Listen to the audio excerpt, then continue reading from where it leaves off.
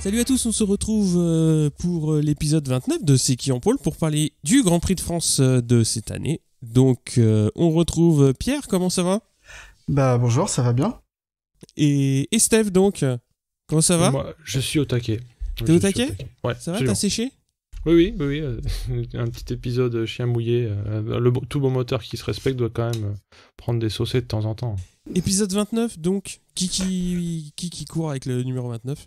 Alors, avec le numéro 29, on a Iannone, forcément, il est né en 89 en Italie. Il est aussi surnommé Joe the Maniac, en référence à un style de conduite un peu, on va dire, agressif, mais je préfère dire passionné. Alors il commence commence sa carrière en championnat italien, espagnol, et surtout en 2005, il arrive du coup en catégorie 125 chez Aprilia. Les premiers résultats sont un peu tardés, mais ça arrive en 2008 avec une victoire au Grand Prix de Chine, et ensuite en 2009 c'est la confirmation où il finit 7ème au championnat avec 3 victoires au compteur. Ensuite il arrive en Moto 2 où il passe 3 saisons et il finira 3ème du championnat à chaque fois. En changeant d'écurie, il a roulé sur Speed Up et Sutter notamment, pour un bilan de 8 victoires et 19 podiums en 51 courses, ce qui est honorable. C'est bien. En 2013, donc, il arrive chez les grands, directement chez Ducati, chez qui il restera 4 ans. Bon, la moto, on sait très bien qu'elle fonctionnait pas top, du coup, les premiers résultats arrivent en 2015, avec 3 podiums et une 5ème position au championnat. Et enfin, en 2016, donc, il ramène la première victoire à Ducati depuis Casey Stoner en 2010 au Grand Prix d'Autriche. Donc c'était la première pour le Grand Prix d'Autriche d'ailleurs. Au nez à la barbe de son coéquipier Dovi, qui était quand même le numéro 1 de l'écurie, ou qui voulait l'être. Malheureusement cette année-là, il sera pas renouvelé par Ducati à la fin de l'année, qui préfère garder Dovi justement à cause de sa conduite trop passionnée encore une fois. Il avait fait chuter son coéquipier au GP d'Argentine, on s'en souvient tous, ce qui avait privé un double podium à ce Grand Prix-là. Oui, parce qu'il n'avait pas manqué de chuter lui-même. C'est important. Quand tu te fais une Iannone, il faut que tout le monde tombe. C'est ça. C'était un peu en mode bowling, quoi. Ouais, c'est ça. En 2017, donc, il change d'écurie, il arrive chez Suzuki en tant que fer de lance de la marque, parce qu'on lui met un rookie dans les pattes.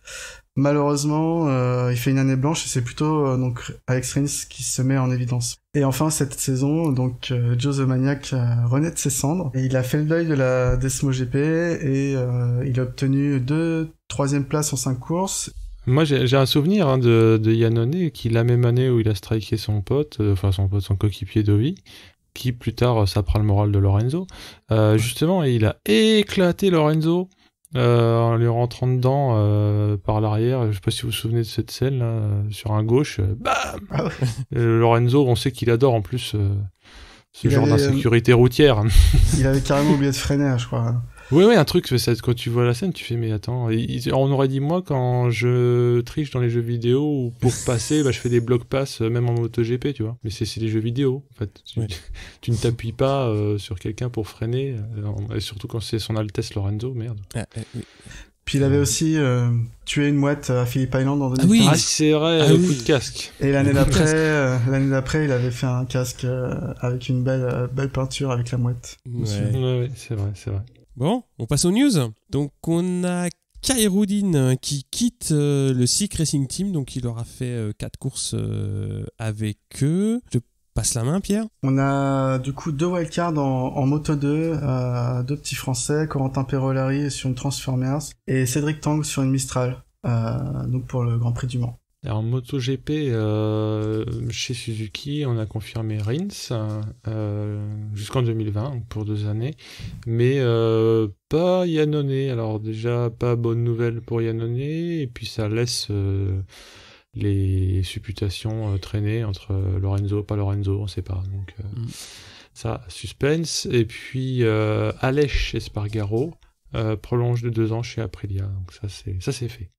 Côté Ducati, Dovizioso qui a bien prolongé de 2 ans son contrat, enfin. On a Pete Bearer, le team manager de KTM, qui a bien confirmé que Tech 3 l'année prochaine aura des motos factory et que le meilleur pilote des 2 teams aura les meilleures pièces. Donc il y aura une rude compétition, je pense, l'année prochaine chez KTM. Ouais, il y a eu une news aussi en Moto 2 puisque c'est MV Agusta qui reviendra en 2019 pour un projet sur 4 ans et qui sera adossé à l'écurie actuelle Forward Racing. Donc c'est un retour après 40 ans d'absence, c'est notamment c'est eux qui avaient équipé le néanmoins célèbre Agostini. Ah oui, mais le là modèle. c'est quand même une autre époque, j'ai du mal à savoir si ça veut dire quelque chose en fait aujourd'hui MV Agusta en racing. Peut-être que je dis des conneries et qu'ils sont déjà super présents sur tous les circuits, mais... Bah, ils sont présents en LSBK hein, quand même. Ouais. Ouais, en super sport, super bike, ouais.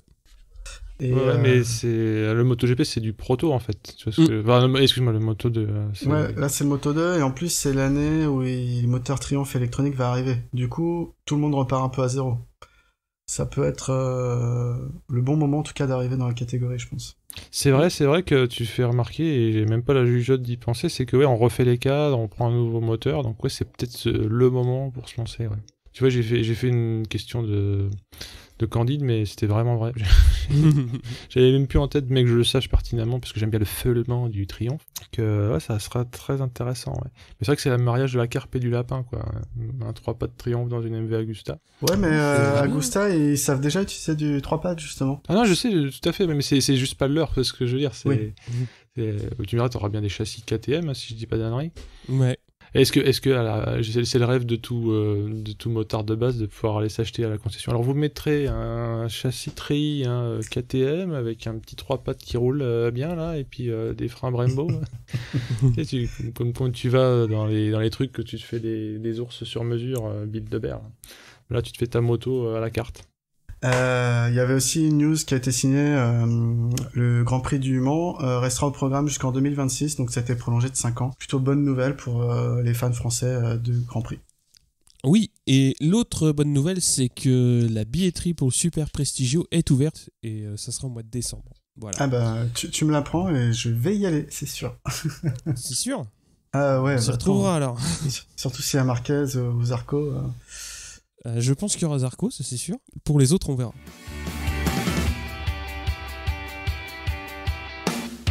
Bon, alors on va parler donc du week-end qui s'est passé au Mans, en revenant donc sur les essais dans les différentes catégories. En Moto 3, en première ligne, on a Martin Kornfeld et Bastianini. En deuxième ligne, on a Ramirez, Arenas et Bezzecchi. Antonelli, Di Gianantonio et Mignot pour la troisième ligne en Moto 2, Pierre. Alors en Moto 2, on a Bagnaia qui se qualifie en pole, suivi par Vierre et Baldassari. On a une deuxième ligne composée de Mir, Schroeter et Marquez. Et enfin, viennent Lowe, Binder et Corsi. Fabio Quartararo partira de la 14e position et Giulianillo de la 28e. Et les deux wildcards françaises, donc Perolari partira 32e et Cédric Tangre 35e. Ouais, bah, quasiment toutes les places de la Q1, Q2, les répartitions étaient jouées en FP3. Ça a mis du temps à se mettre en place. Et on a vu pas mal de chutes qui étaient dues à des mises en température difficiles pour les Michelin. A priori, le vent froid avait le don de rendre les pneus un peu traîtres. Donc il y a eu pas mal de boîtes. Alors Vignales figure bien, donc ça pouvait donner quelques bons espoirs pour lui, avec lui emboîtant le pas en FP3 Marquez, Rossi et Zarco, donc Zarco toujours bien placé. Mais en Q1, parmi les gens qui se sont fait avoir enfermés dans la Q1, ceux qui s'en extraient, c'est Petrucci et Pedrosa. Ce pauvre Crutchlow est le premier recalé parce qu'il finit 3ème, et surtout il finit parce qu'il a pas eu le temps de faire trop de chrono vu qu'il s'est pris un super high side des familles. On y reviendra un peu plus tard, notamment sur sa blessure qui n'en fut pas une, mais sur le fait qu'il s'est bien tapé. Ouais. C'était impressionnant. Ouais, c'était là les chutes de l'arrière, enfin les high sides comme ça, c'est plus trop fréquent au sur sec, mais la preuve que ça arrive quand même. Surtout quand on a revu l'image vue en vitesse réelle, vue de la caméra du vibreur. Et il fait pas les 40 kg de Pedrosa. Hein. En plus. Ensuite, en Q2, bon, je crois que toute la France s'en a glosé.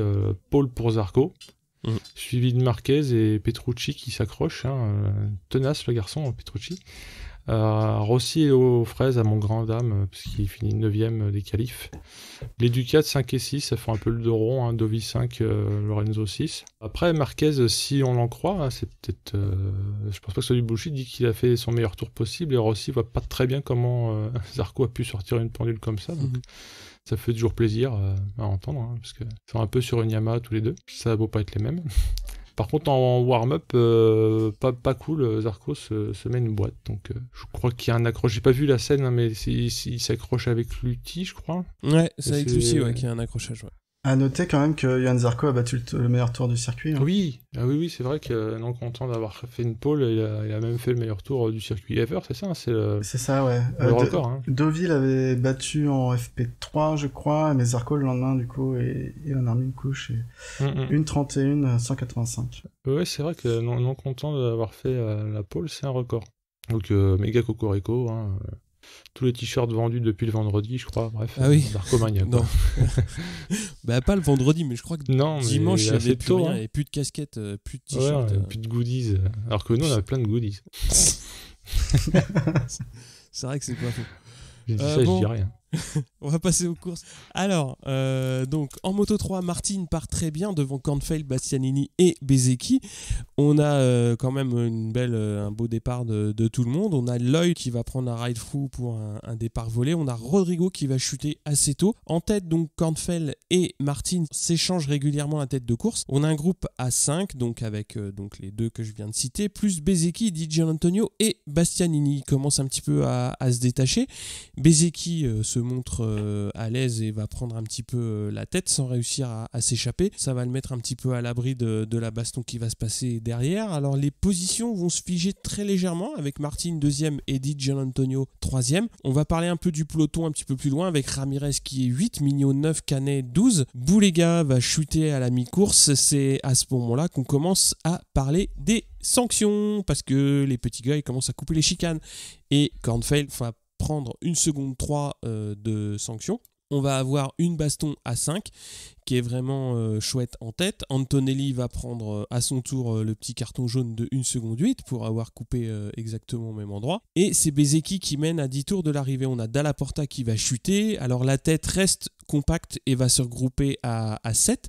On a Di Gianantonio qui à son tour va couper comme les petits copains et il reste 5 tours à courir. Alors sur la fin, les dépassements se font un petit peu plus autoritaire, j'ai trouvé, en tête de course.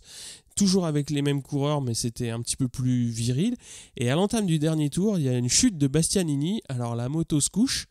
Et donc le sabot, elle sert de joli tremplin pour Kornfeld qui va récupérer ça de manière magistrale dans le sable et repartir comme si de rien n'était. Et donc dans le dernier tour, il y a une bagarre à 3 entre Bezzecchi, Martin et Di Gianantonio. Et qu'est-ce qui va se passer ? Comme il y a 2 semaines, c'est-à-dire Bezzecchi. Il y a 2 semaines, c'était pas Bezzecchi, mais cette semaine, c'est lui qui chute et qui va emmener Martin. Donc, on croit à la première victoire de Di Gianantonio devant Arenas et Mignot. Mais, Di Gianantonio va prendre 3 secondes pour avoir coupé la chicane.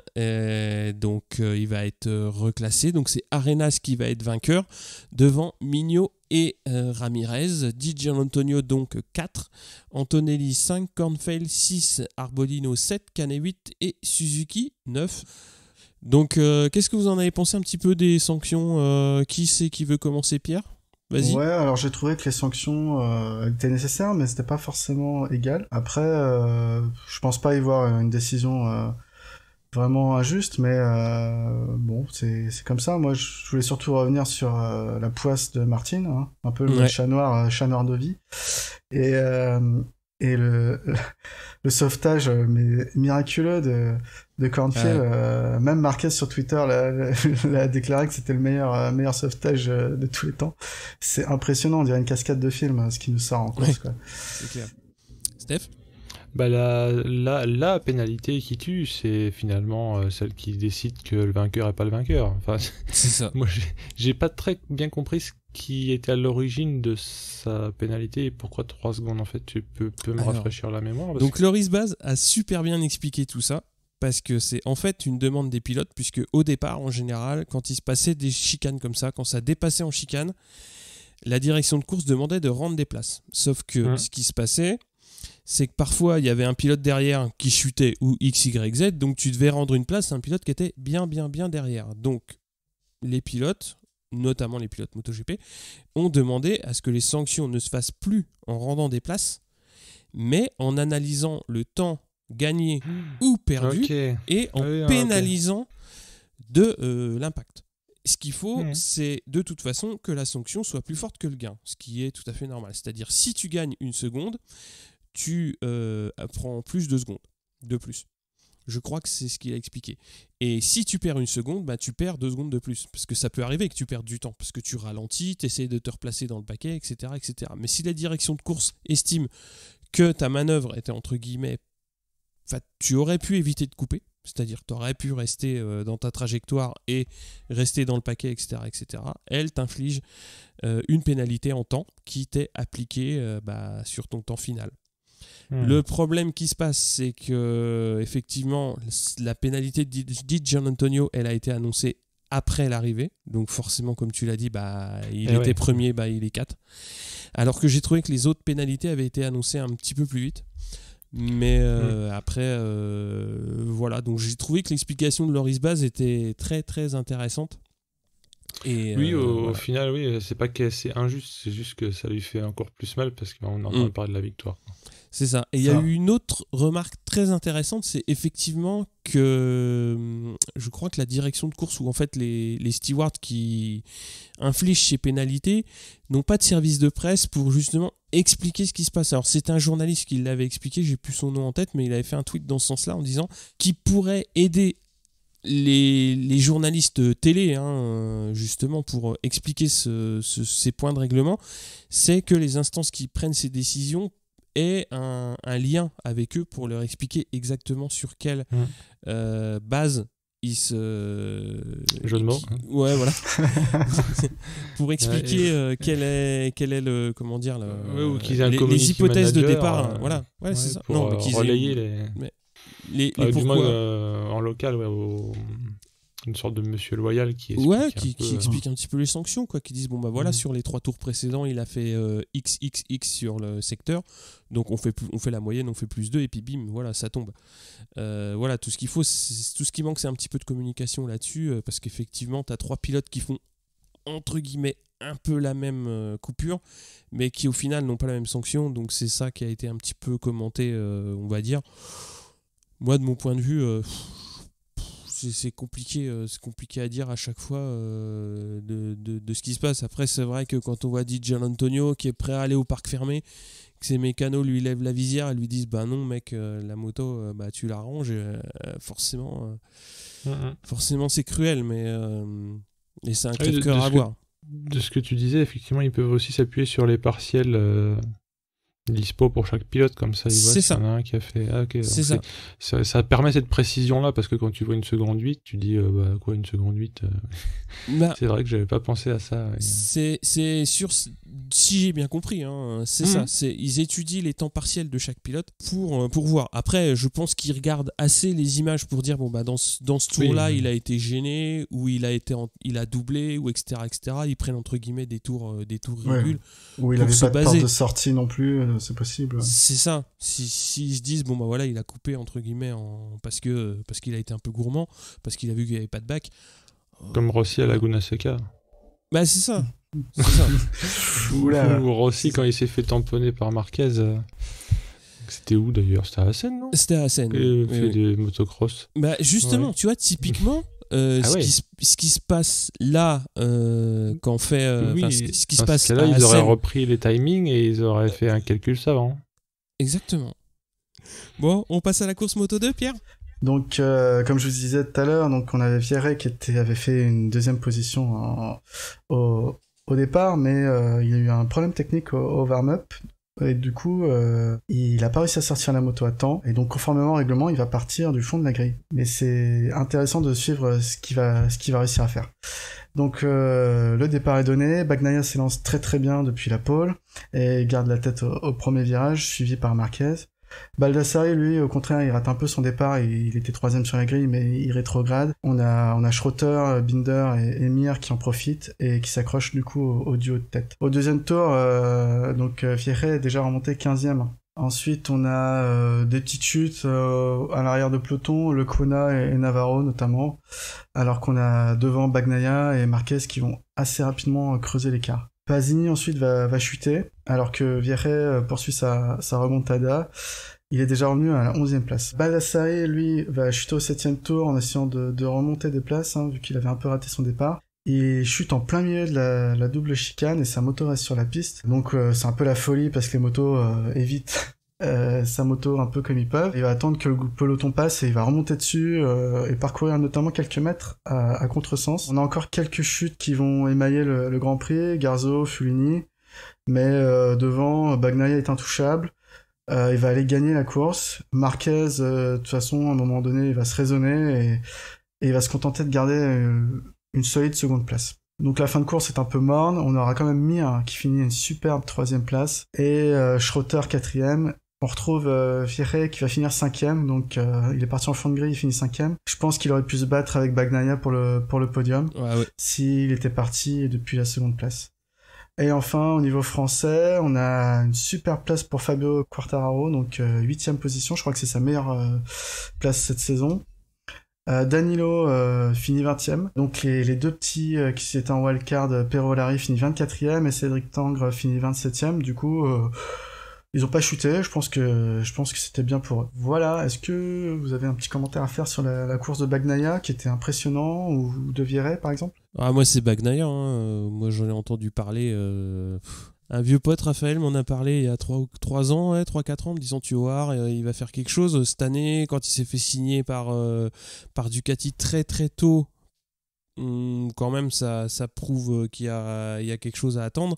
Et des fois c'est un peu le double tranchant quand tu signes tôt. Des fois le pilote se laisse un peu aller puisqu'il sait que l'année prochaine ça va être bon. Là c'est tout l'inverse. Le gars il est vraiment à l'aise en course, il est très très fort et voilà, je trouve que c'est vraiment intéressant d'avoir un pilote comme ça qui vient surtout un petit peu bousculer la hiérarchie, puisque KTM il s'était vraiment bien installé en fin de saison dernière et cette année ils sont un petit peu plus en difficulté, mais Bagnaia est super impressionnant et la remontée de Vierret elle est superbe et c'était bien parce que on l'a vu beaucoup à l'image et je trouve qu'il a un très très beau style de pilotage. Alors on l'avait un petit peu moins vu quand il était chez Tech 3 parce qu'il était un petit cran en dessous et on le voyait un petit peu moins à l'image, et là quand on le voit un peu plus, moi je trouve qu'il est vraiment à l'aise sur la moto, il est bien, il a des bons résultats. Je pense que c'est vraiment deux pilotes qui vont faire des beaux progrès encore et qui vont nous offrir une super belle saison, quoi. Ouais. Ça c'est clair. Et il y a aussi Mir. Ouais, Mir. Que pour un rookie, il apprend très très vite. Là il fait podium. C'est pareil, il y a des yeux de MotoGP qui sont sur lui déjà pour la suite. Moi c'est vraiment les 3 pilotes qui sur le début de saison sont vraiment très très forts et sont étonnants parce qu'on les savait bons. Enfin Mir, je pensais pas qu'il allait s'adapter aussi vite, quoi. Steph, qu'est-ce que t'en dis? Ouais, c'est pareil, moi Mir, en fait je m'étais dit moi j'avais l'impression que il faisait encore des courses de go-kart avant-hier, en fait. De l'avoir vu certes en Moto 3, il était super fortiche, mais je me suis dit en Moto 2 ça va pas être la même limonade. Et là si, enfin si, on va pas non plus s'enflammer, mais il est podium quand même. Ouais, podium, il est bien, hein. Il est rookie podium. Ouais. Donc c'est le ça m'a plus marqué que Bagnaia, parce que Bagnaia j'avais l'impression d'en entendre parler depuis plus longtemps, mais c'est peut-être parce que toi tu nous en parlais depuis longtemps. C'est la vent de fraîcheur quand même effectivement sur le Moto 2. Alors finalement, est-ce que Marquez va nous faire une poulie d'or à force, Marquez frère là on l'attend toujours en fait aux avant-postes, et je suis peut-être pas l'œil du spécialiste, mais j'ai pas l'impression qu'il fasse des miracles, Marquez frère. On va dire que il conduit bien. Après, je pense qu'il lui manque un peu le petit truc en plus qui fait que tu seras vraiment un Rossi, un Marquez, qu'il a pas de un chance champion, de s'appeler quoi. Marquez en fait, parce que c'est ça non, aussi le truc. Je pense qu'il est quand même. On attend peut-être de lui qu'il fasse comme son frangin. Et bon. Il est juste très bon. Ouais, c'est ça. Ouais. C'est pour ça que je dis que c'est un peu injuste. S'il s'appelait Toto, Toto serait bien placé, quoi. Alors que là, c'est juste Marquez, 3e du championnat. D'ailleurs, je tenais à préciser, Cyril, je crois que tu as dit que Bagnaia a signé chez Ducati, mais c'est pas officiel. Enfin, c'est pas une Ducati officielle, c'est chez Pramac. C'est chez Pramac. Ce sera pas le coéquipier de Vizeux la saison prochaine. Non. Je ne comprends pas au montage. Ouais. Ah oui, si, t'as pas parlé de Marini. Vous avez pas suivi? Il a pas fini le premier tour. Ouais. Je crois qu'il est... tu crois? C'est bien pour ça, quand même. Non, il était pas là, ou quoi? J'en suis sûr, mais je sais pas ce qu'il a eu. Vous savez pas ce qu'il a fait? Il était là? Non. Qu'est-ce qu'il a fait? Hunter Pitts? Non, alors... je sais pas. Il y a une anecdote ou quoi? Bah oui, il y a une anecdote. Parce qu'en fait, le jeune homme, il était puni. Il avait 6 places de pénalité à purger. Mais il s'est déboîté l'épaule et il était un petit peu à la peine. Donc, ils se sont dit, bon, bah, tant qu'à faire, on va courir quand même. Comme ça, bah, tu vas prendre tes 6 places de pénalité. Tu vas faire un tour ou 2. Enfin, tu vas faire 2 tours et tu rentres au stand. Comme ça, tu vas pas te faire bobo. Et c'est à peu près ce qui s'était passé. Et du coup, quand même, il se moque un peu de la direction de course, quoi. Non, c'est pas qu'il se moque, c'est qu'il dit ok, bah, lui, je pense qu'il était déclaré apte à courir, donc mais il était peut-être pas en état de forme de faire la totalité des tours, donc il a dit bon bah voilà, je m'aligne, je fais mon départ, je prends pas de risque et je rentre au stand dès que je peux rentrer au stand et puis voilà quoi. Passe au MotoGP. Ah là là. J'ai résumé, c'est bon. Vous voulez que je vous explique ou? Vous vous en rappelez tous? Bon, bah, on passe aux news. Voilà, mon gravier. Non, alors, Zarco, Paul, gros espoir. Tout le monde veut du backflip. Tout le monde veut que ça se castagne à l'avant avec les gros. Et ça va être le cas. Alors, c'est un tout petit peu les boules au début parce qu'on voit qu'il est pas bien parti, ou alors c'est les autres qui sont bien partis. Parce que, comme au Grand Prix d'avant d'ailleurs, ce diable de Lorenzo, comme il aime d'ailleurs à se dessiner avec des cornes, là, Lorenzo 99, il passe devant au premier virage, all shot. On verra après que ce sera un feu de paille, mais bon, je ne pourrais pas m'acharner sur ce personnage. Par contre, avant la chicane, à la chicane, Zarco fait un passage autoritaire, on va dire ça, et il repasse second. Moi, j'ai cru ça allait cartonner, mais bon. Moi aussi. C'était pas loin. Parce que à ce moment-là, il a passé pneus super chauds. Bon, t'es pas sûr non plus que tout le monde va être d'accord pour le laisser passer. Bon, visiblement, Marquez, qui est loin d'être une tête brûlée, patiente, laisse passer, regarde, suit. Ça se met en place. Dovi est 3e. Alors là, je commence un peu à frétiller aussi, parce que quand même, Ducat, Tech 3 Ducat. Alors Iannone veut confirmer ses 2 beaux podiums, mais en fait il se met une tôle dans le 2e virage. Enfin c'est assez rapide.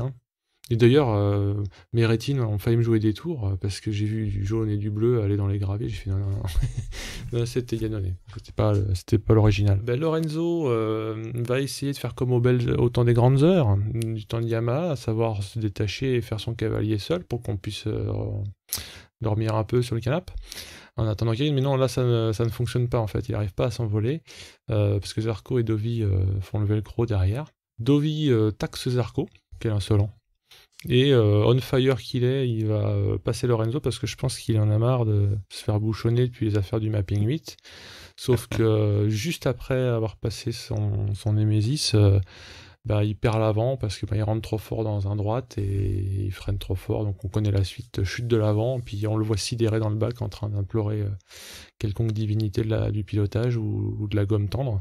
Et non, c'est incrédulité pour tout le monde, je sais pas pour vous, mais moi, mon chat, on était tous atterrés sur le canapé. C'est ça. Déjà on a perdu Dovi, mais c'était pas le pire. Parce que bon, Lorenzo continue de faire, tu sais, comme les vieux à casquette qui sortent le dimanche, la R16, là, qui roulent à 30 sur les nationales. Donc, il bouchonne Zarco un peu, et Marquez en profite pour passer le susnommé Zarco, qui ne veut pas s'en laisser compter, mais à force de forcer, il se fait aussi ce qu'a fait Dovi avant, à savoir part de l'avant sur un droite.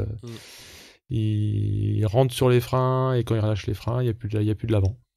de son propre aveu, a priori, il aurait dû patienter, tu m'étonnes, mais c'est facile à dire après, hein. Parce que c'est le syndrome de la moto lourde en début de course, et il s'est fait avoir, hein.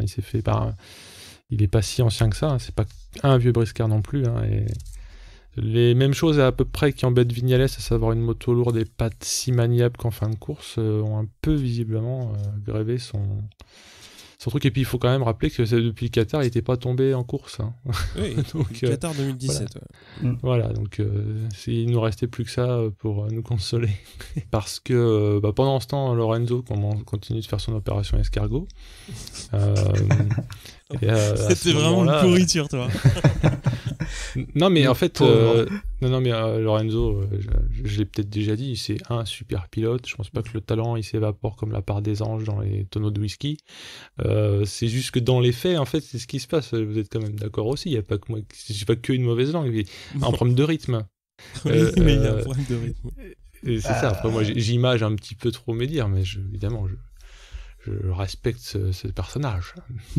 Et à ce moment-là, t'as Petrucci 3e et Rossi 4e, mais pas qui ne brille pas en fait. Il se contente juste de ne pas déjà de pas tomber et de ne pas être largué, mais il recolle pas. Il recolle pas et on n'a aucun moment l'impression qu'il recollera. Au 9e tour, ce qui est assez tôt dans la course quand même, parce qu'il s'en est passé de belles avant ça, mais au 9e tour, c'est assez tôt. Marquez passe Lorenzo. Alors, c'est un peu une sorte de redite de ce qui a été avec Pedrosa, c'est qu'il lui fait l'inter, Lorenzo cette fois-ci voit de l'orange, visiblement, et il redresse. Il frotte pas le cuir, et donc il se fait bolosser, hein, on peut le dire comme ça. Marquez, va plus être pris du reste de la course. Même si Petrucci essaye de lui disputer le truc, c'est pas le rythme est quand même très légèrement différent, ce qui suffit à ce qu'il soit jamais inquiété en fait.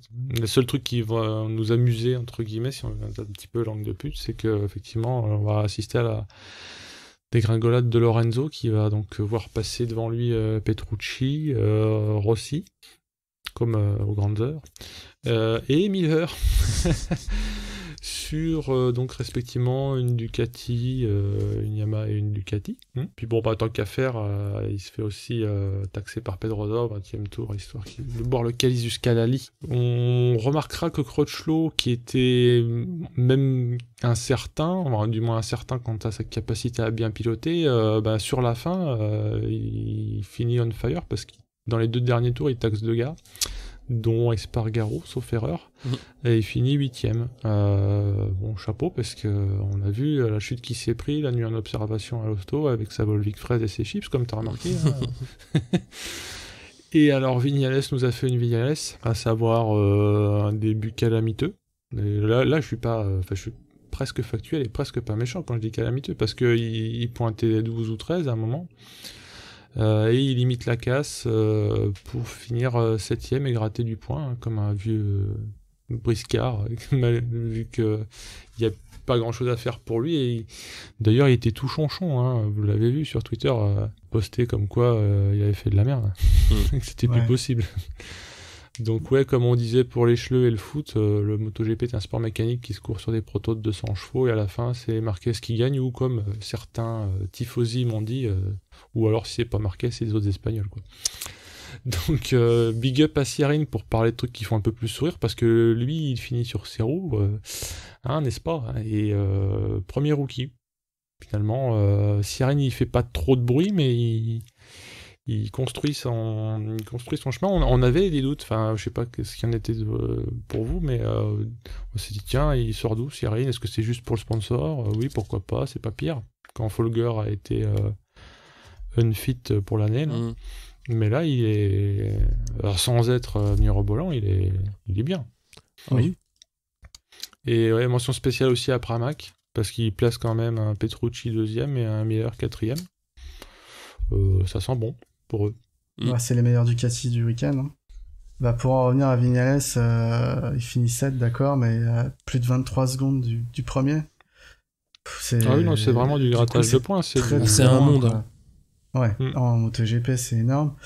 Et par rapport à Cyrine, moi honnêtement, je l'ai pas vu venir quoi. Quand j'ai vu que Lutti, que Morbidelli, que Siméon, enfin bon, lui c'est un peu un cas à part, mais que tous les gros de Moto 2 montés en MotoGP cette saison, et que Tech 3 ils sont allés chercher Cyrine, qui avait pas fait grand chose à part sur le mouillé en Moto 2, je me suis dit bon, mais ouais impressionnant début de saison. En plus c'est un gars qui a l'air d'être adorable.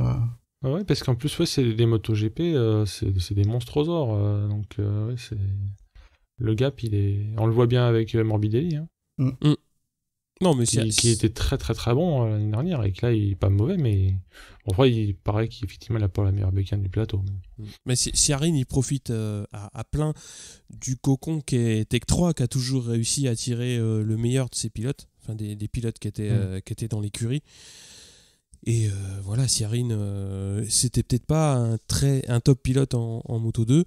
Là, il est bien entouré, il a le temps pour réussir. Donc, il apprend petit à petit, il apprend vite. C'est une catégorie qui est forcément beaucoup plus difficile que ce qu'il a connu par le passé. Mais voilà, il montre qu'il a toute sa place, contrairement à d'autres. Ça, c'est cadeau. Il y en a plusieurs. Hein. Ouais, voilà. Non, après pour parler un petit peu plus du Grand Prix, moi ce qui m'a éclaté c'est surtout de voir ce qu'ont pu faire les Pramac, tu l'as dit. Hein. Après ils l'ont fait au rythme, ils l'ont fait sans surrouler, c'est vraiment des courses qui sont maîtrisées, qui sont calculées comme ça. Ils ont leur rythme, ils savaient que ça tenait. Voilà, Petrucci est devant. Il peut pas aller chercher Marquez, mais il fait quand même une très très belle deuxième place. Miller se paye le luxe de doubler Lorenzo quand même, qui est sur l'officiel, donc forcément ça doit remettre encore un petit peu la tête sous l'eau. Mais voilà, moi Miller j'avais un peu peur parce que chez Honda il avait jamais été très très bon, mais là il est au révélateur et il montre ce qu'il sait faire. La moto est bien, lui il est compétitif, donc il fait une très très belle entame de saison, il faut confirmer. Et voilà, lui aussi il montre qu'il a sa place dans une très très belle équipe. Et Pramac aussi, pour moi c'est vraiment des teams qui sont vraiment là pour faire éclore des talents et les faire éclore de la plus belle des façons, quoi. C'est chouette de voir ça. Ils sont pas gâchés, ils ont le temps de bien travailler. Petrucci, ça fait un petit moment qu'il est installé chez Pramac. Je trouve que ouais, ils ont tous les moyens pour réussir et c'est des gars qui prennent leur chance, qui courent bien, qui le prouvent tous les week-ends et c'était vraiment chouette de les voir sur ce Grand Prix. Ouais. Ça fait plaisir pour Miller parce que l'année dernière, il avait pas bonne presse en fait. Les gens commençaient à dire qu'il était pas si bon, que le fait qu'il ait gagné une fois c'était à cause du mouillé, machin. Ouais, c'est ça. Ce qui est certes pas faux, mais par contre, voilà, je pense ça fait partie des cas, c'est pas toujours le cas, mais ça fait partie des cas où la moto y était pas pour rien, ou alors c'est une moto qui ne lui allait pas, et voilà. Mais, moi je l'aimais bien parce qu'il avait un petit côté un peu foufou, quoi, enfin australien. Et ouais, je suis content que là, cette année, après le coup de poker des slicks et puis la belle course quand même qu'il a faite, oui. parce qu'il fallait finir aussi, hein, en fait, hein, après avoir vécu des trucs un peu émotionnels comme tout seul sur la grille et que sais-je. Mais là, il finit, de nouveau, il finit 4. Waouh! Par contre, c'est difficile de s'imaginer qu'il y a un an, en fait, c'est Vignales qui gagnait, qui était super fort. Ah oui, alors. Rossi 2, avant de chuter. En un an, les choses changent, quoi. Bah oui, après, tu parles de Vignales, bon, on y reviendra un petit peu plus tard, il est toujours deuxième au championnat, mais pour moi, c'est la catastrophe, quoi. Il a gagné dans un concours de circonstances, mais voilà, après, bon, ça fait partie du... l'année dernière, quand même, c'est lui qui mettait tout le monde je parlais du fait quoi. d'être deux. Oui, non, mais le fait de là, en ce moment, il est deux, mais il est deux pour des raisons mathématiques, mais bon, voilà, quoi. S'il continue s'il a les perfs qui montent pas, il finira, je sais pas quand même. Ouais. Ça va être difficile pour lui. C'est compliqué. On lui souhaite pas, mais la vérité, ça fait de la peine. Ah ouais, bah oui. Enfin, on parle quand même de Yamaha Factory, donc c'est... Ouais, puis c'est pas rien, quoi. Il a prouvé l'année dernière qu'il avait le niveau pour être devant, prétendant au titre. Il l'a été Au même titre que Rossi, il a été un peu quelques courses. Non. Pierre, qu'est-ce qu'on dit? Oui, non, exactement. Vignales, c'est pas ma tasse de thé, mais je sais pas si c'est un problème dans la tête ou... Enfin, on l'a déjà dit, donc... Parce que la moto, elle est pas top, mais bon, elle roule quand même, quoi. Ça reste une des... Allez, 6 meilleures motos du plateau, quoi. Donc faut pas... Oui, c'est pas un tréteau non plus, quoi. Non, voilà. Ben bon, c'est comme ça. Non, mais bon, donc on va parler un petit peu de Crutchlow quand même, puisqu'il a expliqué un petit peu ce qui s'était passé au niveau de sa chute. Surtout, ça répond à une interrogation de Marie, je crois, au précédent Grand Prix, qui se demandait un petit peu sur les airbags. Et en fait, celui qui équipe Crutchlow, alors je n'ai pas en tête le nom de la combi, mais il n'y a qu'une seule cartouche de déclenchement d'airbag. Et a priori, Crutchlow l'avait déclenché en ayant une chute, en subissant une chute en FP4. Et donc, quand il a chuté en Q1, il n'avait pas d'airbag, puisque c'est une question qui lui a été posée. On n'a pas vu d'airbag se déployer. Bah non, puisqu'il avait été déployé en FP4. Donc voilà, ça répond à la question. Ouais, et du coup, j'avais une question supplémentaire. Vu que les airbags sont obligatoires maintenant pour tous les pilotes, le fait qu'il n'en ait pas eu sur lui de fonctionnel en Q1, était-il légitime, enfin au niveau du règlement? Bah c'était une très très bonne question, hein, monsieur El Kabbach. La suite au prochain épisode, on va lancer des questions en question. Après, ça va être ça, va être est-ce qu'il faudra que tous les équipementiers aient 2 cartouches de manière à ce qu'en cas de déclenchement, ils puissent repartir quand même, parce que c'est aussi ça la question, parce qu'ils peuvent chuter et repartir en course. Donc c'est d'une part la question de Crutchlow, c'est-à-dire tu chutes dans une session, est-ce que tu peux repartir dans la session suivante sans changer de combi, mais après il faut penser aussi à la course. Donc je ne sais pas, c'est une question qu'on posera, je sais pas. Ouais. Alors oui, par contre, il y a une très bonne question, qui pourra arrêter Marquez, dis donc? Le motocross. En fait, sauf si Dovi, je sais pas, se reprend de gagner. Parce que l'année dernière, il venait de nulle part finalement, Dovi, avant de faire son back-to-back. Donc, ouais, c'est assez... Est-ce que on n'est pas aussi dans des confs où il y a des circuits qui vont mieux aller au Ducati après? Enfin, après, c'est toute une alchimie, hein. Si boulot, physique, mais si la Honda a progressé et que Marquez est bien, ouais, là, ça va peut-être pas être la même limonade. C'est surtout l'histoire de chat noir, là, de chute pour Dovi. Tout de suite, ça plombe le championnat, quoi. Ouais, en fait, pour faire court, à part Dovi, je vois pas, quoi. Ouais. Donc, non, puis en plus, alors Marquez n'étant certes pas ma tasse de thé, je remarque quand même que l'année dernière, il a bien fait le dos rond en début de saison, parce que plus personne parlait de lui, hein, c'était limite s'il avait jamais existé. Puis voilà, quoi, à la fin, qui c'est qui gagne? Les gars. Ouais, donc voilà, il est fort. Je crois que je lui vois aucun talon d'Achille. Et à part à se faire vraiment mal si un jour il tombe mal, ouais, je ne lui souhaite pas, c'est loin de moi cette idée, attention. Il en a encore rattrapé une belle. Hein.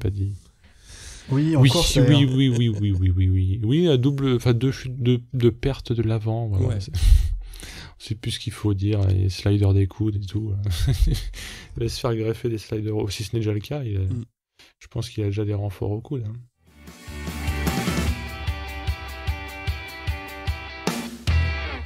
Bon, alors un petit point championnat. En Moto 3, on a Bezzecchi premier avec 63 points. Deuxième, Di Gianantonio 59. Troisième, Canet 56.